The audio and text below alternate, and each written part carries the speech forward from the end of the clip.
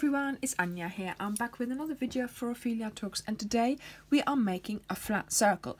Well, I'm telling you all about my little story that I tell myself when I have to do increases to make a circle. So today, just for the purposes of the tutorial, I'm using some chunky yarn. I'm using a 6 because that's the hook that goes with that. I also have used my needle and scissors for sewing it in, but obviously that's not necessary for this, for the crocheting of the tutorial. So I am just going to tell you what my strategy is to remember how to do the increases for a perfectly flat circle. So to get started on our flat circle, I'm going to use a magic circle. So I make a cross over my fingers like this. I go underneath this strand here and I bring up this strand towards the front like so. I am now ready to let go of my fingers, and I can do 2 chains there. Now I am going to do double crochets into the circle, and you go over both strands, and I need to do 9 double crochets because I want to have 10 double crochets, but my first one is that chain, so I am doing another 9, yarn over, insert, pull up a loop, yarn over, pull through 2, yarn over, pull through 2. So let's get going on doing these 9 double crochets. Once we have done those, so let me count, 1, 2, 3, 4, 5, 6, 7, 8, 8, one more. I will be ready to close a circle, and by closing the circle with a slip stitch, I will have 10 V's going around the edge of my work. So these here are the 2 chains that we did to start with. We are not touching those. They are acting as the first double crochet. We are now going to make a top for them with the slip stitch that we are doing in this V here. So technically that is the top of the next double crochet. So we go under that, we pull up a loop, and we do a slip stitch with the loop that's on our hook, and that brings us to closing our circle. And we now have 1, 2, 3, 4, 5, 6, 7, 8, 9, 10 V. So there's no skipping stitches or there's no extra stitches. We have just 10 V's going around the edge of our circle. Now obviously I am just doing this with a generic number. It is possible that you have to do 12 or 9, so make sure that whatever number it says, that's the number you have on the edge.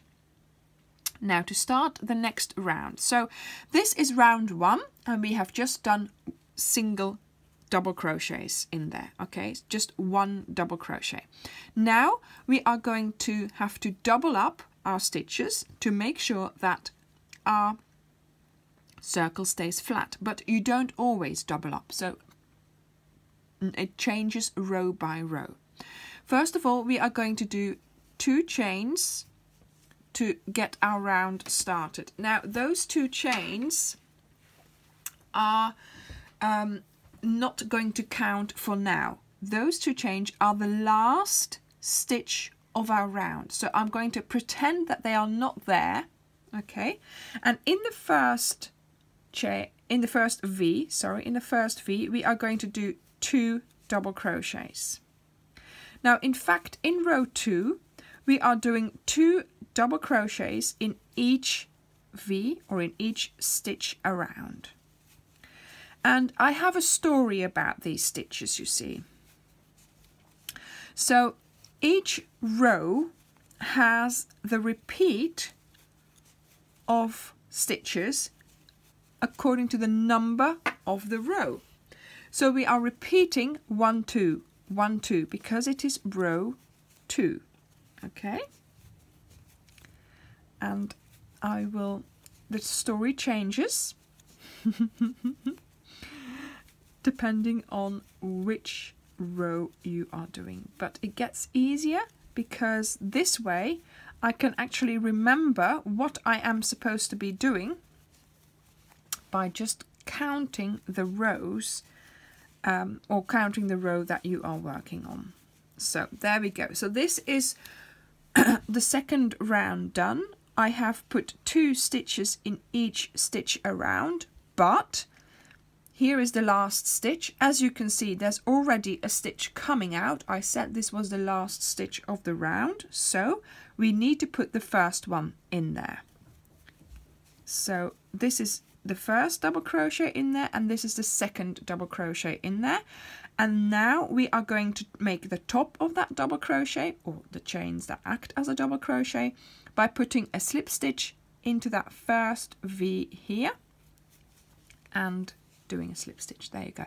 So if you count this now, you will see that you have 20 stitches. 1, 2, 3, 4, 5, 6, 7, 8, 9, 10, 11, 12, 13, 14, 15, 16, 17, 18, 19, 20. Okay. Now, the story changes a little bit. Again, we are doing the 2 chains. Forget about those now, okay? They are not there. We are working on the 3rd row. We are doing now a repeat of 1, 2, 3 stitches. But the 3rd stitch is a new stitch. And the 3rd stitch is scared because it is new. So the 3rd stitch does not want to go into a new place. It wants to go in with number 2 because 2 is an old stitch. So 1 double crochet in the first stitch, 2 1 double crochet in the next stitch. But then we have number 3, and 3 is scared, so it's not going to go in a new stitch, but it's going to go in with number 2. Okay. There is method to my madness. Okay, so it's the 3rd row. We are doing a repeat of 3 stitches. 1, 2, and 3, and it's scared, so it wants to go in with number 2. 1, 2, and then the 3rd new stitch is scared, and it wants to go in with number 2. 1, 2, 3. See? So we are doing 1 stitch on its own and then 2 in the next one. Okay? And that's what we are going to keep doing all around. So I have come to the end of my round, and here I am now doing a 1. And you will notice that here, the last stitch where I have to do the 2, there's already that chain, so all I have to do is the first double crochet, then the 3rd one is in there as well, or the 2nd one in this stitch, then next V for my slip stitch. There we go.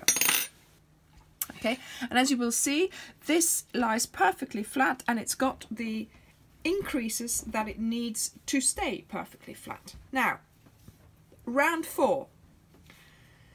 1, 2, 3, round 4. Round 4 is going to be a repeat of 4 stitches. Let's do those 2 chains first. Then 4 stitches. 1, 2, 3, but the 4th stitch is scared. It has to go in with number 3.